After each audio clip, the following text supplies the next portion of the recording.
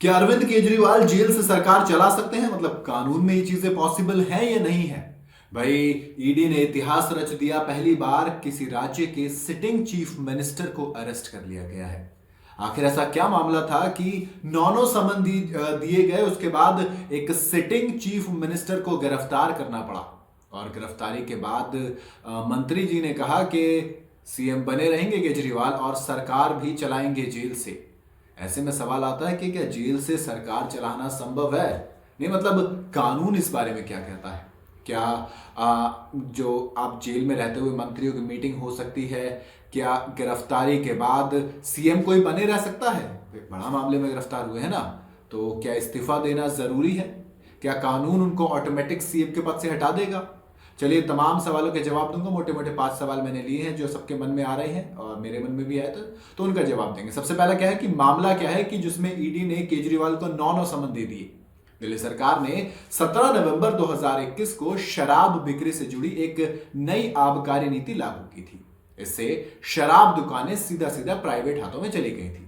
अब इसके बाद सरकार ने दावा किया कि देखो, इससे दोस्तों बीच में से माफिया राज हट जाएगा और सरकार के रेवेन्यू में इंक्रीमेंट हो जाएगा। वैसे वो आरोप लगाते हैं कि भैया केंद्र से हमें इतनी मदद मिलती नहीं, तो हमें अपना रेवेन्यू बढ़ाना है। इसके बाद जुलाई 2022 में दिल्ली के तत्कालीन मुख्य सचिव ने आबकारी नीति में आर्थिक गड़बड़ी को लेकर एक रिपोर्ट उपराज्यपाल वीके सक्सेना को सौंप दी। मुख्य सचिव की इस रिपोर्ट के आधार पर उपराज्यपाल ने सीबीआई जांच की मांग कर डाली। इसके बाद आती है 17 अगस्त 2022। इस दिन सीबीआई केस को रजिस्टर करती है। इसमें मनीष सिसोदिया, 3 रिटायर्ड सरकारी अधिकारी, 9 बिजनेसमैन और 2 कंपनियों को आरोपी बनाया जाता है। वैसे सिर्फ आरोपी हैं। अभी तक केजरीवाल की बात करूं तो उनके खिलाफ कोई एविडेंस ईडी ने पब्लिक नहीं किया कि इनके खिलाफ हमारे पास एक एविडेंस है। खैर, इसके बाद जब विवाद बढ़ता है तो 28 जुलाई 2022 को दिल्ली सरकार इस नई शराब नीति को रद्द कर देती है। फिर आता है 22 अगस्त 2022 से ईडी फिर मनी लॉन्ड्रिंग का केस दर्ज कर लेती है। 28 फरवरी 2023 को फिर होती है मनीष सिसोदिया, दिल्ली के उप मुख्यमंत्री की गिरफ्तारी। 4 अक्टूबर 2023 संजय सिंह को पूछताछ के लिए बुलाया जाता है। पूछताछ के बाद संजय सिंह को भी गिरफ्तार कर लिया जाता है। और अब इसके बाद नंबर लगता है किसका? दिल्ली के मुख्यमंत्री अरविंद केजरीवाल का। पहले तो कहा कि ईडी पूछताछ करने के लिए आई है, 9 समन जा चुके थे। 9वें समन के बाद जब आए लेके तो फिर पहले घर की तलाशी की। मंत्री जी ने कहा, आतिशी मार्लेना ने कहा कि देखो, उनको जो पैसे मिले थे वापस दे के 70-75 हजार करीब रुपए थे, उन्होंने वो भी नहीं लिए। बेसिक वो सिर्फ उठाने के लिए आए थे। अब भाई, कहा गया कि केजरीवाल ने गोवा में विधानसभा चुनाव के दौरान आम आदमी पार्टी के चुनावी कैंपेन के लिए जो पैसे जुटाए थे उसके संबंध में पूछताछ की गई थी। ईडी ने कहा कि हमारे पास एक आरोपी है जो कि आपका नाम ले रहा है। दूसरा सवाल, ईडी के 9 समन के बावजूद केजरीवाल पेश क्यों नहीं हुए थे? अगर केजरीवाल खुद को बेगुनाह मानते तो पेश क्यों नहीं हुए? अरविंद केजरीवाल ने ईडी के पहले समन के जवाब में असिस्टेंट डायरेक्टर को एक लेटर लिखा था। उस लेटर में उन्होंने कहा कि समन में यह क्लियर नहीं है कि मुझे किस हैसियत से बुलाया जा रहा है ईडी के ऑफिस से। यानी इस मामले में आप मुझे गवाह मान रहे हैं या फिर संदिग्ध?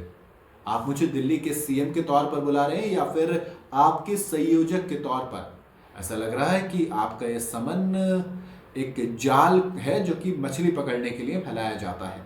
यानी कि अरविंद केजरीवाल को डर था कि अगर वो पूछताछ के लिए जाएंगे तो सिर्फ और सिर्फ उनको उठा लिया जाएगा और फिर मामला कोर्ट में चलता रहेगा और वो जेल में रह जाएंगे। तीसरा सवाल, क्या सीएम के पद पर रहते हुए किसी को गिरफ्तार किया जा सकता है? दिल्ली के मुख्यमंत्री है, इतिहास में ऐसा हुआ नहीं था, पहली बार हुआ है। तो फिर कोड ऑफ सिविल प्रोसीजर की धारा 135A के मुताबिक प्रधानमंत्री, केंद्र में मंत्री, लोकसभा एवं राज्यसभा सांसद, सीएम चीफ मिनिस्टर, विधानसभा और विधान परिषद के मेंबर्स को सिविल मामलों में छूट की गिरफ्तारी होती है। अब सिविल मामले क्या होते हैं? जैसे कि संपत्ति का मामला हो, कर्ज का मामला हो, धार्मिक मामला हो, वाद विवाद हो और अधिकार के रिलेटेड कोई मामला हो तो वो सिविल मामला बन जाता है। यानी कि इसमें आपको गिरफ्तारी की छूट है। लेकिन क्रिमिनल केस में किसी भी जनप्रतिनिधि को गिरफ्तारी पॉसिबल है। अगर आप पे कोई क्रिमिनल केस है तो फिर आप पे पॉसिबल है। शराब घोटाले में क्रिमिनल केस दर्ज किए गए हैं। सीएम केजरीवाल को भी कानूनी रूप से गिरफ्तार किया जा सकता था और किया गया है। इससे पहले झारखंड के मुख्यमंत्री यानी कि हेमंत सोरेन ने ईडी के कई समन दरकिनार कर दिए थे। ईडी ने उन्हें भी हिरासत में ले लिया। उन्होंने इसके बाद सीएम पद से इस्तीफा दे दिया और फिर गिरफ्तार कर लिया गया। यानी कि वो सिटिंग सीएम के तौर पर गिरफ्तार नहीं हुए, पहले उन्होंने इस्तीफा दिया, उसके बाद गिरफ्तार हुए। अब आता है चौथा सवाल, क्या गिरफ्तार होने के बाद भी अरविंद केजरीवाल मुख्यमंत्री बने रह सकते हैं या फिर उन्हें इस्तीफा देना पड़ेगा? मतलब कानून क्या कहता है? तो दोस्त, इसके नॉलेज अपने को थी नहीं, तो आपने सर्च किया और सुप्रीम कोर्ट के कई सारे वकील थे, जिनमें से कई सारे लोग थे। उन्होंने कहा कि लोक प्रतिनिधि अधिनियम 1951 में इस बात का कहीं भी उल्लेख नहीं है कि जेल जाने पर किसी जनप्रतिनिधि, मुख्यमंत्री, मंत्री को इस्तीफा देना पड़े, तो वो रह सकते हैं। विधायक या सांसद जेल जाए तो सरकारी कामकाज में बाधा नहीं पड़ती है। मंत्रियों के जेल जाने पर भी उनके विभाग दूसरे मंत्रियों को दिए जा सकते हैं, लेकिन मद्रास हाईकोर्ट ने जेल जाने के बावजूद मंत्री पद से बर्खास्त नहीं करने पर राज्य सरकार की आलोचना की थी।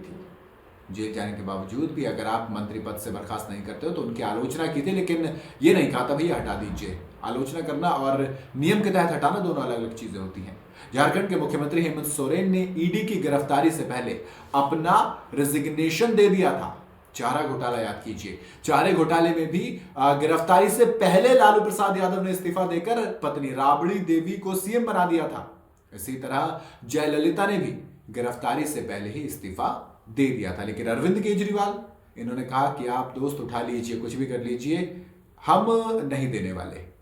अरविंद केजरीवाल जेल जाने पर भी कानून के दायरे में रहकर सीएम बने रह सकते हैं, लेकिन जेल जाने के बावजूद रेजिग्नेशन देने से राज्य सरकार में संवैधानिक संकट हो सकता है। जैसे कि मीटिंग्स कैसे होंगी, क्योंकि ऐसे थोड़ी पूरा कैबिनेट एक साथ मिलने के लिए पहुंच जाएगा, है ना। और रही बात किसी के अयोग्य घोषित होने की, तो लोक प्रतिनिधि अधिनियम 1951 के तहत धारा 8 की 3 के तहत इसके लिए नियम यह है कि अगर किसी जनप्रतिनिधि यानी कि सांसद, विधायक, उसको 2 साल या उससे ज्यादा की सजा होती है, तब उसकी सांसदी या विधायकी रद्द हो जाती है, यानी कि तब वो अयोग्य हो जाता है, तब वो ऑटोमेटिक इस्तीफा दे देंगे अरविंद केजरीवाल। अगर उनको सजा होती है तब, सजा से पहले जब तक एक्यूज है तब तक कुछ नहीं होगा, यानी कि वो सीएम भी बने रह सकते हैं और वो योग्य भी कहलाए जाएंगे।